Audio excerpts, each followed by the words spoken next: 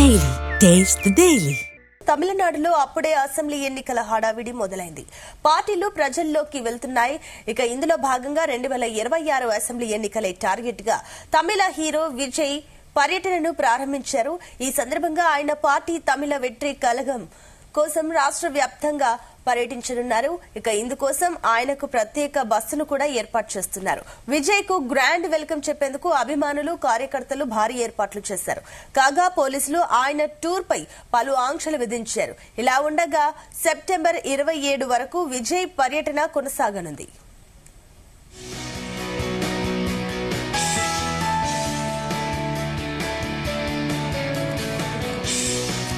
ఇదే అంశానికి సంబంధించి మరిన్ని డీటెయిల్స్ మా చీఫ్ న్యూస్ కోఆర్డినేటర్ రాధాకృష్ణ అందిస్తారు. Radhakrishna, good morning Sunitha.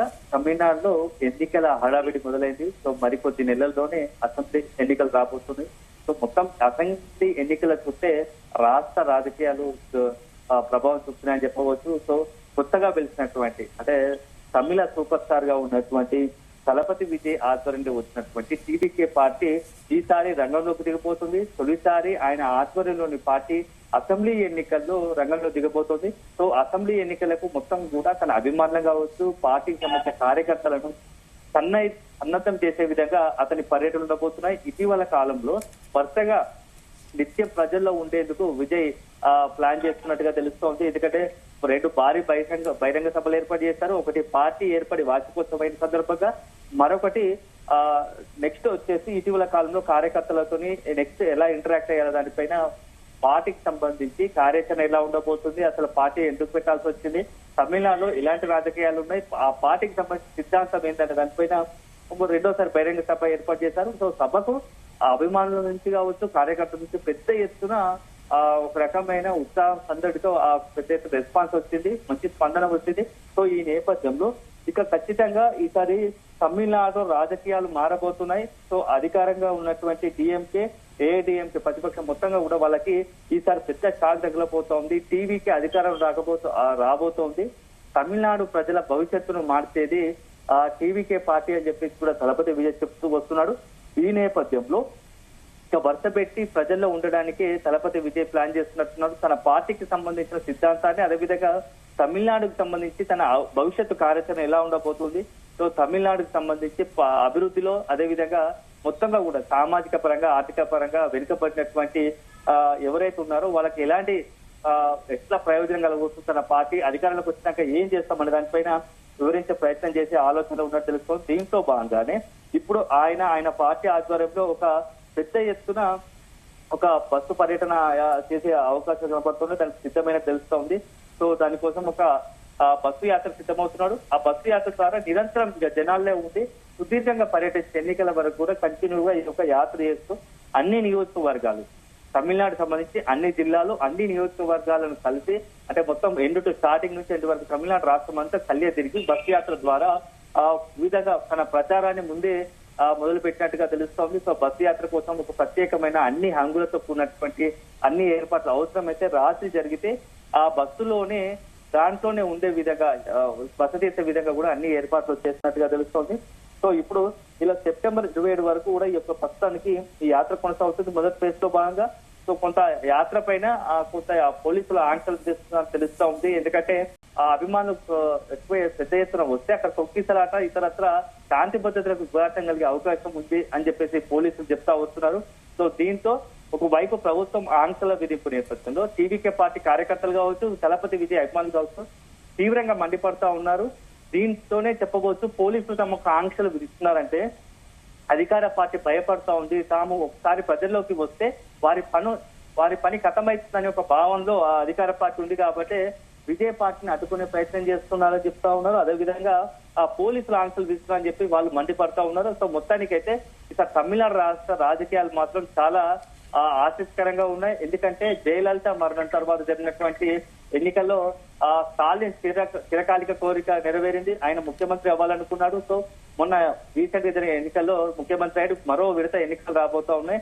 So రకంగా ఇప్పుడు పార్టీ స్టాలిన్ వర్సెస్ విజయ్ మధ్య ఉండబోతుందా అని చెప్పి చర్చ జరుగుతుంది. ఇది ఇలా ఉండగా బీజేపీ కూడా, కేంద్రంలో ఉన్నటువంటి బీజేపీ పార్టీ కూడా వీలైనంత ఎక్కువ సీట్లు తమిళనాడులో సంపాదించాలి, తమిళనాడులో సాధించాలని ఒక పట్టుదలతో కృతనిశ్చయంతో ఉంది. ఇప్పటికే అనేక రకాలుగా అక్కడ ఉన్నటువంటి పార్టీ అధ్యక్షుడు వివిధ పార్టీ కార్యక్రమాలను రూపొందిస్తా ఉంది బీజేపీ. అదే విధంగా బీజేపీ కూటమి ఆధ్వర్యంలో అలయన్స్ కావచ్చు, అదే సంబంధించి స్టాలిన్, పన్నీర్ సెల్వం, స్టాలిన్, అదేవిధంగా విజయ్, అదేవిధంగా పన్నీర్ సెల్వము, బీజేపీ ఆధ్వర్య కూటమి, ఈ మూడు మొత్తంగా కూడా తమిళనాడు రాజకీయాలను హోరెత్తిస్తున్నాయి. సో ఎన్నికలకు ముందే ఇప్పుడే ఒక రకమైన తీవ్ర కోలాహలం హడావిడి నెలకొంది.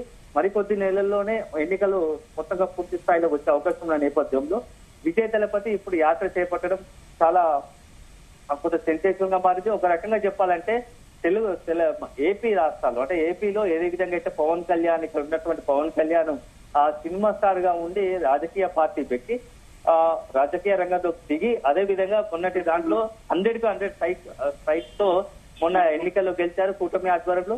ఇప్పుడు విజయ్ కూడా ఒక రకంగా పవన్ కళ్యాణ్ లాగానే నిత్యం ప్రజల్లో ఉండి ప్రజల సాధక బాధలు తెలుసుకొని ప్రజలకు సంబంధించి అసలు ఏం కోరుకుంటున్నారు, ప్రజలు దానికి అనుగుణంగానే నిర్ణయాలు ఉండాలి, ప్రభుత్వాల నిర్ణయాలు ఉండాలి, అవసరమైతే ఇప్పటి నుంచే ప్రభుత్వం తీసుకుంటున్నటువంటి నిర్ణయాలు కావచ్చు, ప్రజా వ్యతిరేక నిర్ణయాలు కావచ్చు, వాటిపైన నిత్యం పోరాడాలి, ఇక్కడ నుంచి ఆందోళన పిలుపునివ్వాలనే ఒక ఆలోచనతో విజయ్ పార్టీ ఉన్నట్టుంది. సో దాంట్లో భాగంగా సెప్టెంబర్ 25 లోపు ఆయన పర్యటించే దగ్గర ఎలాంటి సమస్యలు ఉన్నాయి, ఆ సమస్యలకు పరిష్కారం ఏంటి, ఉన్నపలంగా ప్రభుత్వం పరిష్కరించగలిగే అవకాశాలు ఉంటే ప్రభుత్వంపై ఒత్తిడి తీసుకొచ్చి ఇలా త్వరగా ఆ సమస్యల పరిష్కారం కృషి చేయడం, లేకుంటే తమ ప్రభుత్వం వచ్చినాక అక్కడ ఉన్నటువంటి ఆ ప్రజల యొక్క కష్టాలను తీర్చే బాధ్యత తీసుకుంటామని చెప్పేసి కూడా కొంత ప్రజలకు భరోసా ఇచ్చే కార్యక్రమంగా ఈ బస్ యాత్రను చూడాల్సి ఉంటుంది. సో మొత్తానికైతే తమిళనాడు రాజకీయాల్లో ఇప్పుడు విజయ్ దళపతి ఒక సెన్సేషన్ గా మారుతున్నాడు. సో మరి ఎందుకంటే తమిళనాడు రాజకీయాలు మొత్తం చూసుకుంటే కూడా, రాజకీయ నేపథ్యం మొత్తం చూసుకుంటే కూడా దాదాపు అంతా సినీ ప్రభావం ఉన్న వాళ్ళే, సినీకి సంబంధించినటువంటి సినీ గ్లామర్ తో ముడిపడి ఉంటుంది. కాబట్టి ఎవరైతే సినీ గ్లామర్ తో ఉంటారో ఖచ్చితంగా success rate except Kamal Haasan తప్ప మెజార్టీ అంతా కూడా జయలలిత నుంచి మొదలు పెడితే, ఎప్పుడు ఎంజీఆర్ నుంచి మొదలు పెడితే అందరూ కూడా కొంత సినీకి సంబంధించి బ్యాక్గ్రౌండ్ ఉన్న వాళ్ళందరూ కూడా రాజకీయాల్లో సక్సెస్ సాధించారు.